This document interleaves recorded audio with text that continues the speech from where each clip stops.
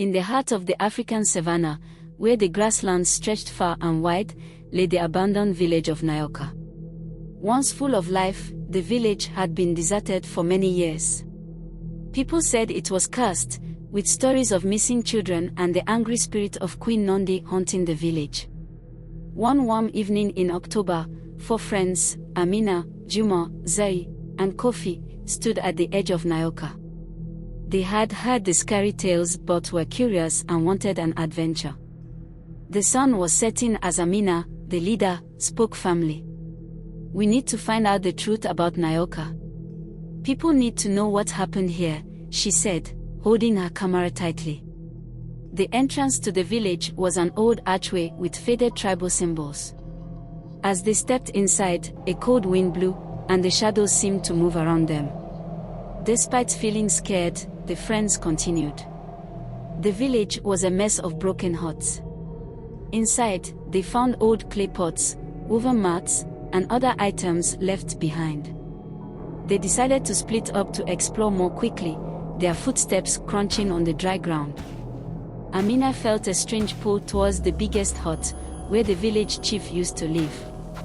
She hesitated at the door but then went inside. Her flashlight showed carvings on the walls, but it soon flickered and went out, leaving her in darkness. Meanwhile, Juma and Kofi found a hidden passage behind a totem pole in the village square. They squeezed through and went down a stone staircase into a dark underground room. With only their flashlights, they moved deeper, feeling the air get colder. Zari walked into an area that looked like a children's playground.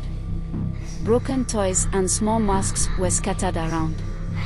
She felt a shiver as she heard faint giggles and whispers. She tried to move but felt stuck, as if held by an invisible force. In the chief's hut, Amina used her phone to cast a small light, revealing a blood-stained mat. She gasped and stepped back, her hand touching a rough door. She opened it and found herself in a moonlit room, standing before the ghostly figure of Queen Nondi.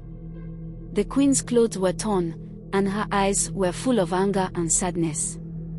Juma and Kofi, deep in the underground room, saw old burial sites surrounding them. The walls were covered with strange symbols.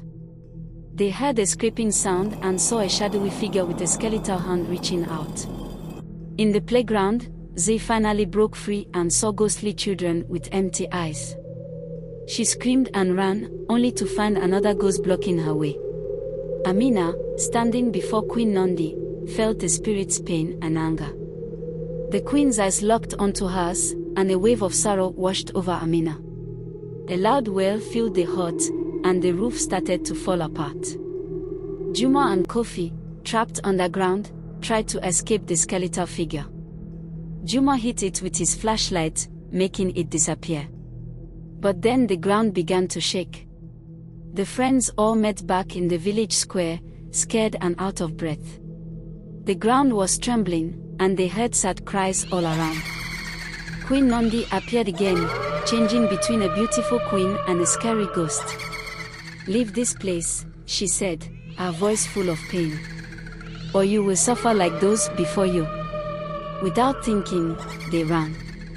The village seemed to fight their escape, with paths narrowing and thorny bushes grabbing at them. They burst through the archway and fell onto the open savannah, with Nyoka's ruins behind them. Breathless and frightened, they promised never to return to Nyoka.